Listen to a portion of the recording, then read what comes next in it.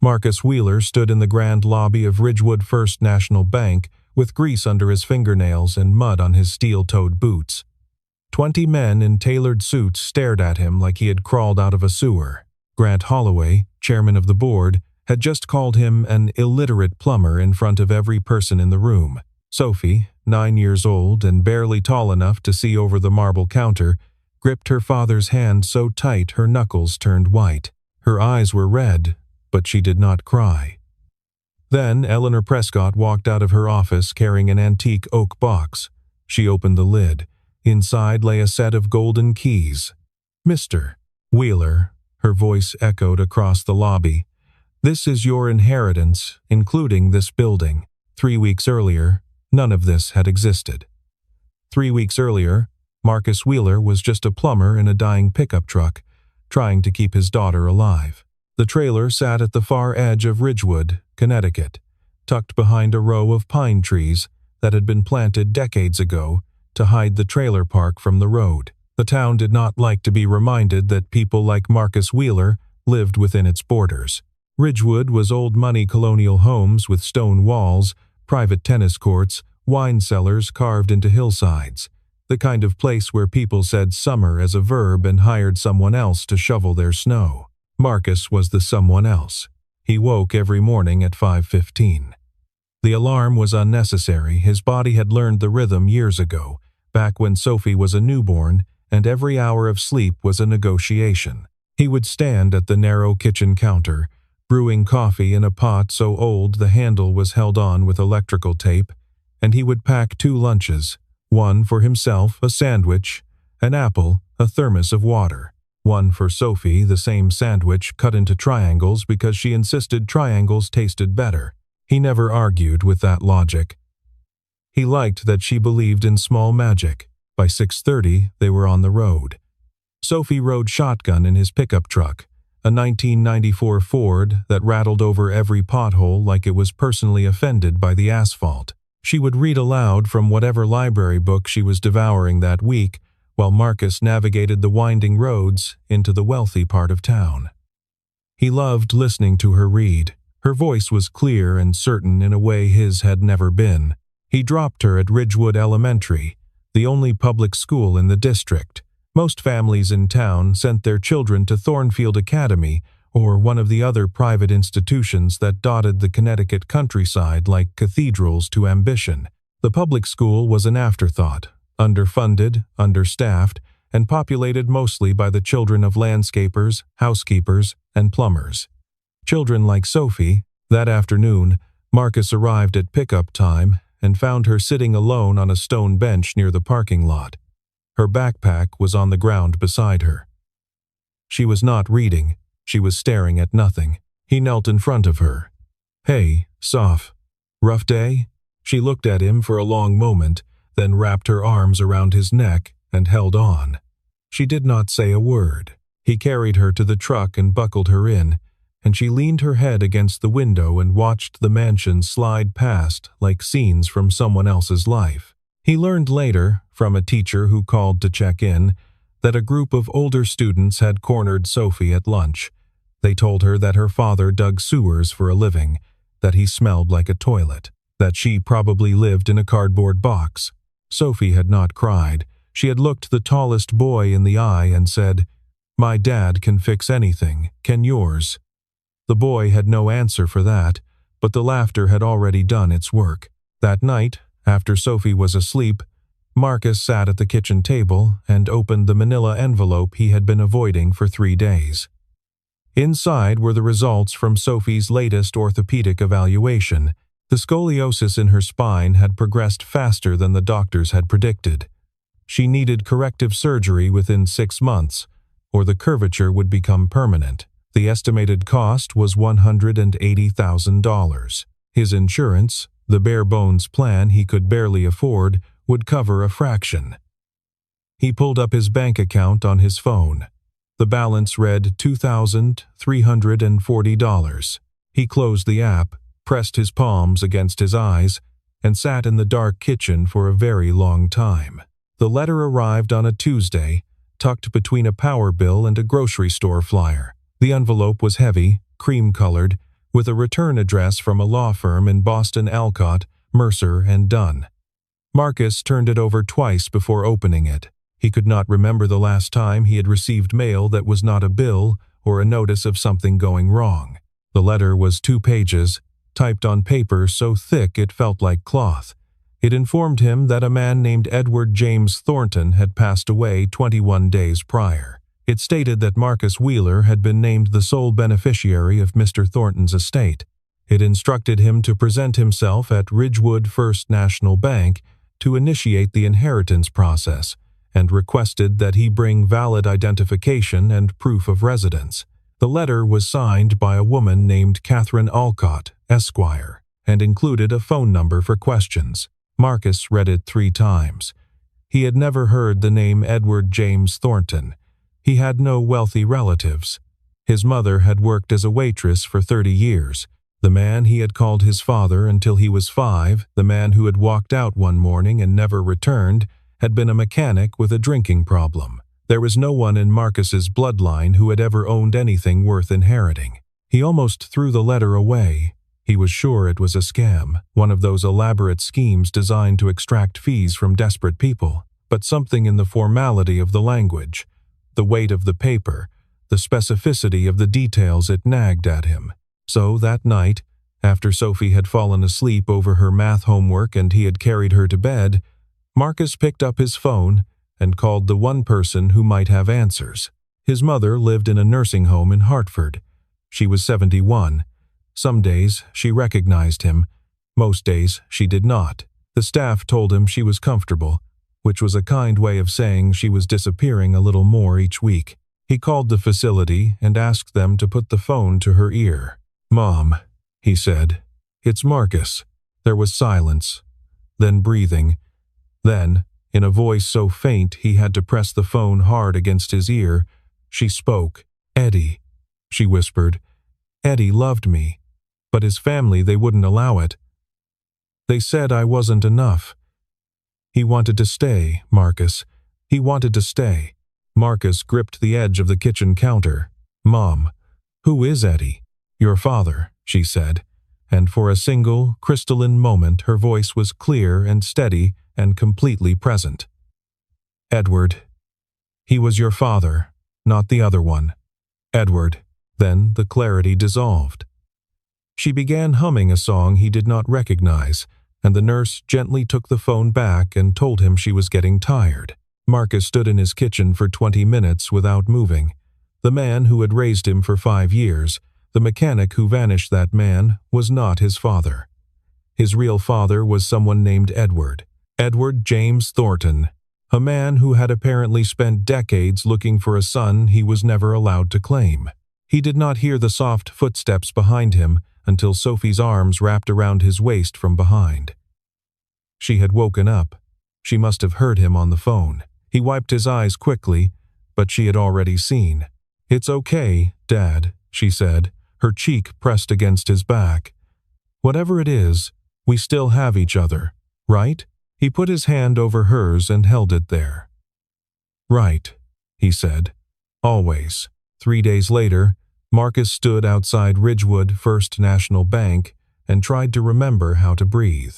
The building was 100 years old, all granite and brass and arched windows that caught the morning sun like a cathedral. He had driven past it 1,000 times on his way to fix pipes in the mansions on either side of it, but he had never been inside.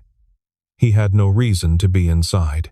His checking account was at a credit union across town, the kind of place with fluorescent lights and a bowl of stale candy on the counter. He was wearing his best clothes, a pair of dark jeans without stains, a flannel shirt he usually saved for parent-teacher conferences, and the one pair of shoes he owned that were not work boots. He looked like exactly what he was, a working man in a room built for wealth. The receptionist at the front desk looked up when the glass doors closed behind him. Her smile was automatic, the kind trained into bank employees at corporate seminars. It disappeared the moment she took in his flannel and his calloused hands. "Can I help you?" she asked, in a tone that suggested she very much hoped he would leave. "My name is Marcus Wheeler. I have an appointment with Eleanor Prescott regarding the Thornton estate." The woman blinked. The Thornton estate? Mr. Thornton was one of our most valued clients. I think there may be some confusion. There's no confusion, Marcus said. I have a letter from his attorneys. Before the receptionist could respond, a voice cut across the lobby like the crack of an expensive shoe on marble. Did someone say Thornton? Grant Holloway was 61 years old and looked like a man who had been carved from entitlement. Silver hair, a navy suit that probably cost more than Marcus's truck, and a handshake he deployed like a weapon. He had been standing near a cluster of well-dressed clients, but now he crossed the lobby in 4 quick strides, his eyes already measuring Marcus the way a butcher measures a cut of meat. I know you, Holloway said, pointing a manicured finger.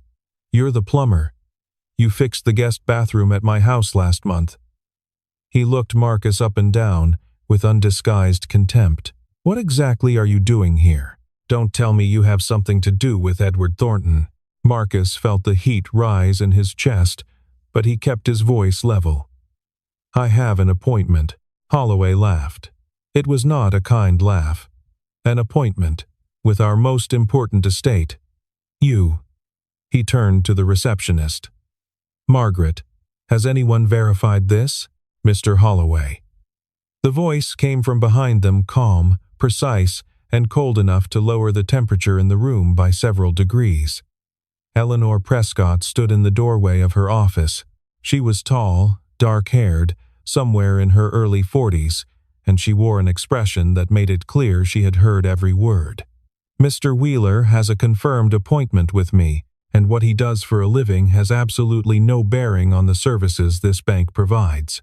May I remind you that this institution serves all clients with equal respect. Holloway opened his mouth, then closed it. Eleanor held his gaze for precisely 2 seconds longer than was comfortable, then turned to Marcus. Mr. Wheeler, please come in. She led him into her office and closed the heavy oak door behind them. The room was lined with bookshelves and smelled faintly of leather and old paper. She gestured to a chair across from her desk. I apologize for that, she said. Mr. Holloway is the chairman of our board. He is not accustomed to being contradicted. I'm used to it, Marcus said quietly. People looking at me like I don't belong. Eleanor held his gaze. Then let me be direct, Mr. Wheeler. I have reviewed the documentation from Alcott, Mercer, and Dunn. You are the sole legal heir to Edward James Thornton's estate. The verification process will take 2 to 3 weeks. We'll need to confirm DNA testing and finalize the paperwork. She paused. And I should warn you, there are people in this town who will not want you to receive what is rightfully yours. Who? Marcus asked. Eleanor glanced toward the door, toward the lobby where Grant Holloway was almost certainly still standing. People with a great deal to lose. Over the next several days, Marcus did what he always did when faced with something he did not understand. He went to the library. He sat at a computer terminal in the Ridgewood Public Library, the same library where he brought Sophie every Saturday to pick out books, and he typed Edward James Thornton into the search engine. What he found made him lean back in his chair and stare at the screen for a full minute without blinking. Edward Thornton had founded Thornton Holdings in 1972. The company had grown from a single real estate investment into a sprawling enterprise that, at its peak, owned nearly half of Ridgewood the bank, the commercial center on Main Street, 3 residential developments, and hundreds of acres of undeveloped land. Thornton himself had been a private man. He never married. He had no children, at least none that anyone knew about. In his later years, he had become something of a recluse, retreating to a stone estate on the northern edge of town that locals referred to as the Thornton House, though none of them had been inside it in decades. He had died at 83, alone in that house, with a will that his attorneys had kept sealed until the funeral was over. Marcus scrolled through old newspaper articles and business filings. He found a photograph from 1985 Thornton at a charity gala, young and sharp-jawed, with pale blue eyes that looked eerily familiar. Marcus stared at those eyes for a long time. Then he looked at his own reflection in the dark border of the monitor screen, and he understood what he was seeing. 2 days later, Eleanor called him into the bank after hours. The lobby was empty. She led him to a small conference room and closed the door. "There's something I need to tell you," she said, "and I should have told you sooner." She folded her hands on the table. "My full name is Eleanor Thornton Prescott. Edward Thornton was my grandfather." Marcus felt the room tilt slightly. "Your grandfather? He was my mother's father. My mother was his niece. She was raised by his brother's family after her parents died. But my grandfather treated her like a daughter, and he treated me like his own." She paused. "He told me about you when I was 23. He told me he had a son he had never been allowed to know. He said your mother was the love of his life, but the Thornton family in those days would not accept a woman who came from nothing. They pressured him, threatened to cut him off. And he gave in. It was the greatest regret he ever carried. He knew about me," Marcus said. "It was not a question. He spent the last 10 years of his life looking for you. He hired private investigators. He tracked you to 3 different states. When he finally found you here in Ridgewood working as a plumber in the same town where he built his empire, he said it felt like God was making a point." Eleanor's voice softened. "He wanted to reach out, but he was afraid. Afraid you would reject him, afraid you would hate him for not being there. So he did the only thing he could. He put everything in your name and asked me to make sure you received it when he was gone." The office door opened, and Sophie peeked in. Marcus had not had time to find a sitter. She had come with him to the bank after school, sitting in the lobby with her homework. Now she stood in the doorway, her backpack hanging from one shoulder, looking at Eleanor with wide, curious eyes. Eleanor stared at the girl. Sophie had the same pale blue eyes that had stared out from that 1985 photograph. The same eyes Eleanor had seen in her grandfather's face every Sunday of her childhood. "Hi," Sophie said. "Are you the lady who was nice to my dad?" Eleanor smiled, and for the first time since Marcus had met her, the professional composure cracked just enough to reveal something raw beneath it. "I try to be," she said. Sophie walked in and sat down next to her father. She looked at Eleanor with the frank, unguarded honesty that only children possess. "My dad is the best person in the world," she said, "but nobody here can see it." Eleanor looked at the girl, this child who carried her grandfather's eyes and her father's quiet strength, and she felt something inside her chest come apart, like a knot being untied. Grant Holloway discovered the truth about Marcus Wheeler's inheritance on a Thursday afternoon, and by Friday morning, he had declared war. The arithmetic was simple and devastating. Edward Thornton had retained 51% ownership of Ridgewood First National Bank through a private holding structure that Holloway had spent 15 years pretending did not exist. As chairman of the board, Holloway had operated as though the bank belonged to him, making decisions, approving loans to his friends, steering contracts to companies he had financial stakes in. He had grown comfortable with power that was never truly his. Now that power was about to transfer to a plumber who did not even own a suit. Holloway made 3 phone calls that Friday. By Saturday, the campaign against Marcus Wheeler had begun. The first sign came Monday morning. Marcus showed up at the Davenport estate on Elm Hill Road for a scheduled pipe repair and found the gate locked. A note taped to the intercom read, "Services no longer required. Please do not return." He drove to his next appointment, the Hendricks house on Birch Lane, and received a text before he reached the driveway. "The job has been canceled. We've found another contractor." By the end of the day, 4 of his 6 regular clients had cut him loose. None of them offered an explanation. On Tuesday, the manager of Pinewood Trailer Park slid an envelope under Marcus's door. Inside was a 30-day eviction notice citing community concerns and potential legal liability. Marcus read it twice, then set it on the counter next to the stack of medical bills he had not yet figured out how to pay. On Wednesday, Sophie came home from school quieter than usual. When Marcus asked what happened, she shook her head. He called her teacher, who told him that an anonymous complaint had been filed with the school, alleging that Sophie's father was involved in fraudulent activity and that the child might be in an unstable home environment. The teacher assured Marcus that the school did not take anonymous complaints seriously, but the investigation was mandatory. There would be a meeting. On Thursday, Marcus was called into the office of the plumbing company where he had worked for 11 years. His boss, a decent man named Jerry, who had always treated him fairly, could not look him in the eye. "I'm sorry, Marcus. I've lost 3 major accounts this week because of the rumors. Rich clients don't want controversy. I can't afford to keep you on." He slid a final paycheck across the desk. "I don't believe any of it, but I've got 12 other guys who need their jobs." Marcus sat in his truck in the parking lot afterward, staring at the paycheck. Sophie was in the back seat, her school bag clutched to her chest. She had been with him because there was no one else to watch her. The after-school program cost money he no longer had. "Dad," she said softly, "are we going to have to leave?" He looked at her in the rearview mirror. She was 9 years old. She had already lost her mother, who had walked out when Sophie was 2 and never looked back. She had already learned to eat lunch alone and defend her father to bullies twice her size.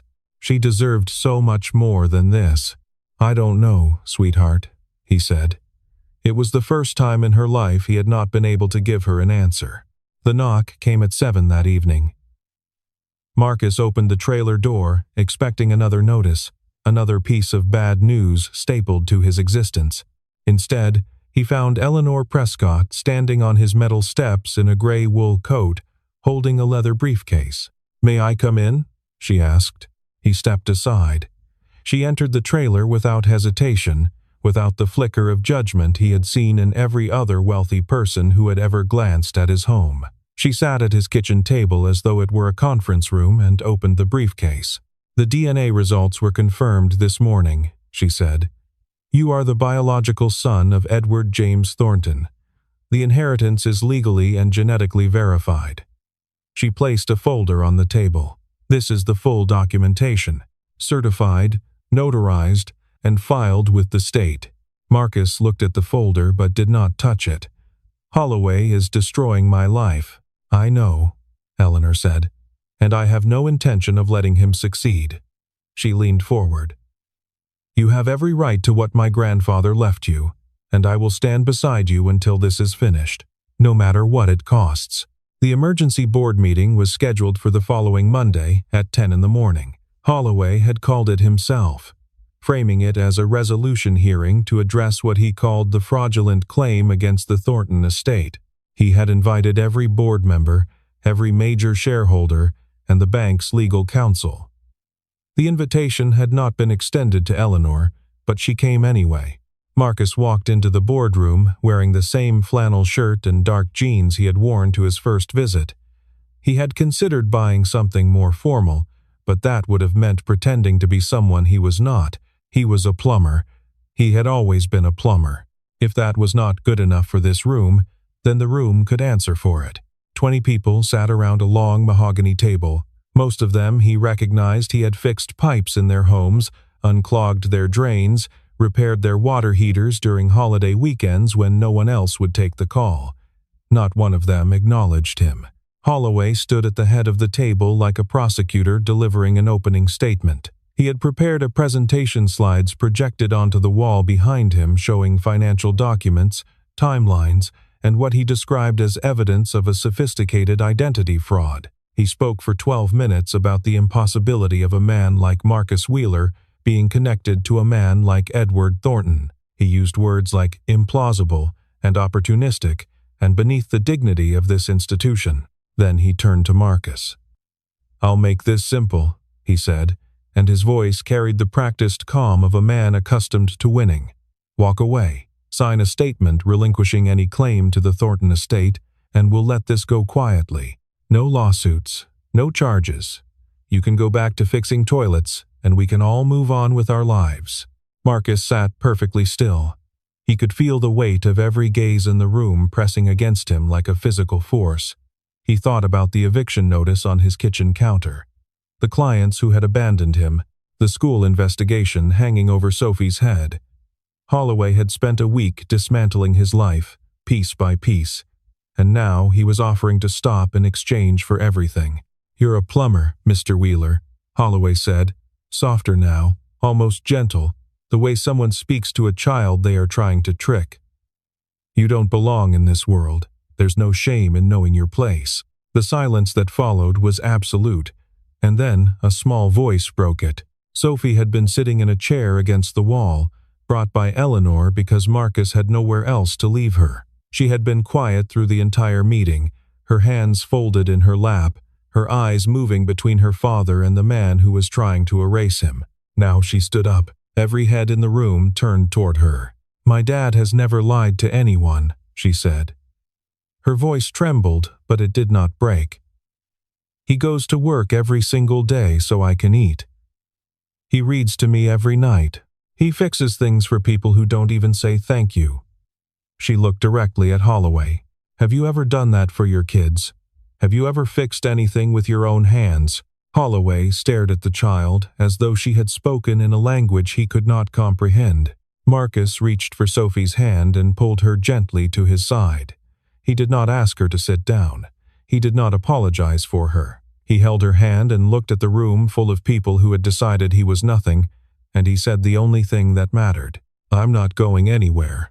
Eleanor stood up before Holloway could respond. She had been sitting at the far end of the table, observing in silence, and when she rose, something in the atmosphere of the room shifted the way air pressure changes before a storm.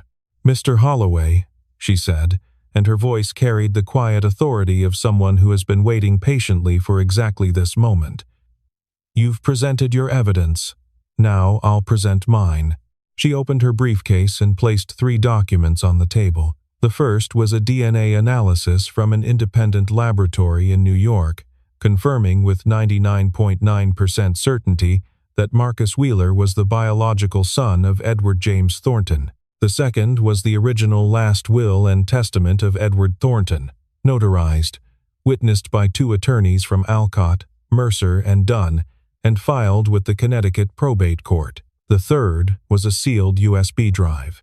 "This," Eleanor said, holding up the drive, "is a video recorded by my grandfather 6 months before his death. He recorded it specifically for this moment, for the day when Marcus would come to claim his inheritance and someone would try to stop him." She connected the drive to the laptop, projecting onto the wall. The screen that had displayed Holloway's accusations now showed the face of an old man sitting in a leather chair in a dark paneled room. Edward James Thornton was thin, white-haired, with pale blue eyes that time had dimmed but not erased. He looked directly into the camera, and when he spoke, his voice was steady despite the effort it clearly cost him. "If you are watching this," he said, "then I am gone. And someone is trying to prevent my son from receiving what I have left him. I expected this. Men like Grant Holloway do not surrender power willingly." A murmur rippled through the boardroom. Holloway's face went rigid. The old man continued. "My son's name is Marcus Wheeler. He is my only child. His mother, Linda, was the woman I loved more than anyone in my life, and I abandoned her because my family told me she was beneath us. I have carried that shame for nearly 40 years. He paused, and for a moment his composure wavered. "Marcus, if you are in the room, I am sorry. I was a coward. I chose money over love, and I spent the rest of my life regretting it. You became the man I never was. You raised your daughter alone. You worked with your hands. You asked nothing from anyone. I watched from a distance, and I was proud of you every single day." Sophie was crying now, silent tears rolling down her cheeks. Marcus put his arm around her and held her against his side, his own eyes burning. "Everything I built," Thornton's voice continued, "the bank, the properties, the holdings, they are yours. Not because you need them, because you deserve them, because you have earned, through a life of dignity and decency, what I could never earn through money alone." The video ended. The room was silent. Eleanor spoke into the stillness. "There is one more matter." She turned to face Holloway directly. "Over the past 3 weeks, I have conducted a forensic audit of the Thornton Trust accounts managed by this bank. What I found was that approximately $3.2 million has been systematically diverted over the past 15 years into accounts controlled by Grant Holloway. Fictitious consulting fees, inflated service charges, unauthorized transfers. She placed a thick binder on the table. This is the complete audit trail. I submitted a copy to the Federal Bureau of Investigation 4 days ago. The boardroom door opened. 2 men in dark suits stepped inside. They were not bankers. Holloway's face drained of color. He looked from Eleanor to the federal agents to the binder on the table. And for the first time since Marcus had known him, the chairman of the board had nothing to say. One of the agents stepped forward. "Grant Holloway, we need you to come with us." The room watched in stunned silence as the man who had called Marcus Wheeler a nobody was escorted from his own boardroom. Nobody moved for a long time after Holloway was led away. The boardroom seemed to expand in his absence, as though his presence had been compressing the air. The shareholders and board members sat frozen in their leather chairs, staring at the empty doorway, at the binder on the table, at the frozen final frame of Edward Thornton's face on the projection screen. Then, slowly, the silence began to fracture. A man near the middle of the table, a silver-haired attorney named Whitfield, who had fixed his gaze on the table throughout the entire meeting, cleared his throat and stood. He walked to where Marcus sat, extended his hand, and said quietly, "I'm sorry, Mr. Wheeler. I should have spoken up sooner." Marcus shook his hand. He did not smile. He did not say it was all right, because it was not all right.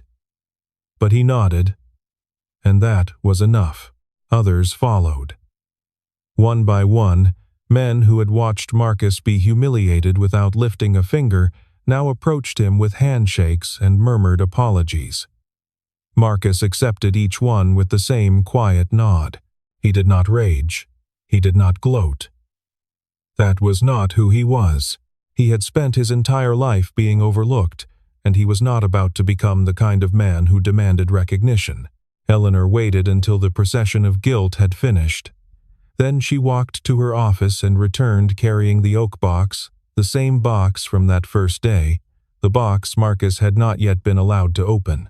She set it on the boardroom table in front of him and lifted the brass clasp. Inside, resting on a bed of dark velvet, lay a set of keys. They were old, heavy, made of brass that had been polished so many times the edges were smooth. Each one was tagged with a small label in handwriting that Marcus somehow knew was his father's: the bank, the house, the trust, the safety deposit box. Eleanor's voice was steady but soft, and it carried to every corner of the room. "Mr. Wheeler, as manager of Ridgewood First National Bank, it is my privilege to formally transfer to you the estate of Edward James Thornton. This includes controlling interest in this bank, the Thornton residential property, the commercial holdings on Main Street, and the full contents of the family trust." She paused. "Including this building." Marcus looked at the keys. He picked them up, and they were heavier than he expected, as though they carried the weight of all the years his father had spent wishing he could hand them over in person. Sophie pressed against his side, her arms wrapped around his waist, her face buried in his flannel shirt. He held the keys for a long moment. Then he looked up at the room, at the board members, at the attorneys, at the portrait of Edward Thornton that hung on the far wall, a portrait he had walked past 100 times while fixing pipes and never once connected to himself. "I'm not going to fire anyone," he said. His voice was calm, unrehearsed, and absolutely certain. "This bank has employees who depend on their paychecks to feed their families. I know what that feels like. Nobody loses their job because of what happened here today." He paused. "And I'm going to establish a scholarship fund. It'll be named after my mother, the Linda Wheeler Scholarship for children of tradespeople, laborers, and service workers, because my father wanted me to have a better future."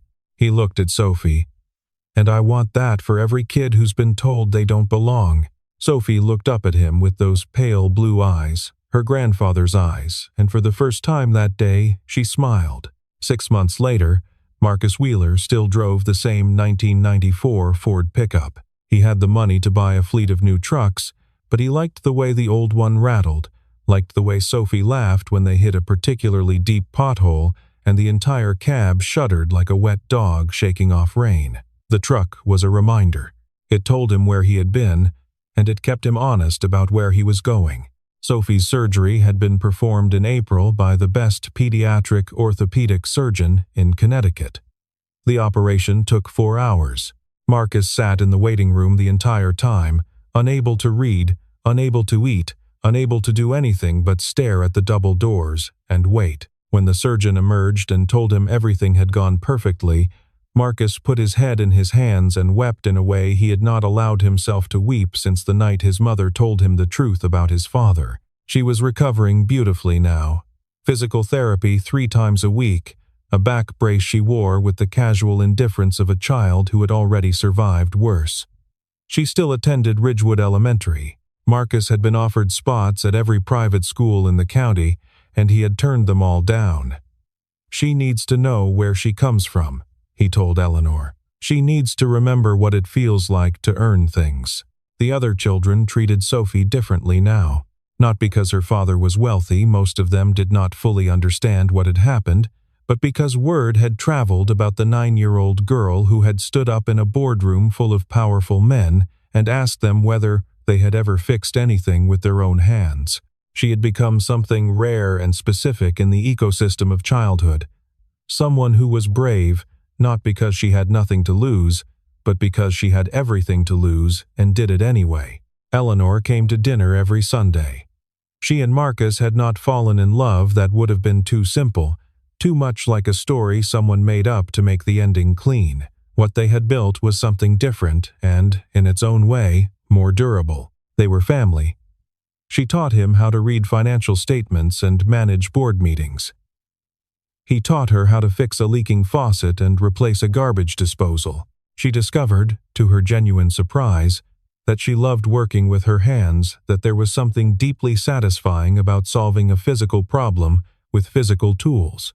He discovered that he was capable of understanding complex systems, that his mind had always been sharp enough for boardrooms, and that the only thing that had ever been missing was someone who believed that about him.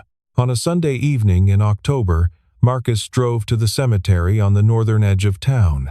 Sophie sat beside him in the truck, holding a single white flower she had picked from the garden at the Thornton house, her house now, though she still sometimes called it the big place, as though it belonged to someone else. They stood before Edward Thornton's headstone. The granite was simple, engraved only with his name and his dates. No epitaph, no declaration. Just a man's name and the years that contained him. Marcus had rehearsed what he wanted to say a dozen times in the truck. He had prepared sentences about forgiveness and gratitude and the complexity of fatherhood. But standing there, with the autumn wind pulling at his jacket and his daughter's hand warm in his, all of those words fell away. "Thank you," he said, "for believing I was worth it." Sophie knelt and placed the flower at the base of the stone. She stayed there for a moment, her fingers resting on the cool granite, as though she were introducing herself to a grandfather she would never meet. On the drive home, she was quiet for a long time. Then she turned to him with the expression she always wore when a serious question was forming. "Dad," she said, "when I grow up, can I run the bank and also fix pipes?" Marcus laughed, a real laugh, full and warm, the kind that starts deep in the chest and rises like something that has been trapped for years, finally breaking free. "You can do anything you want, Sophie," he said. "Anything at all." The truck rattled on toward home.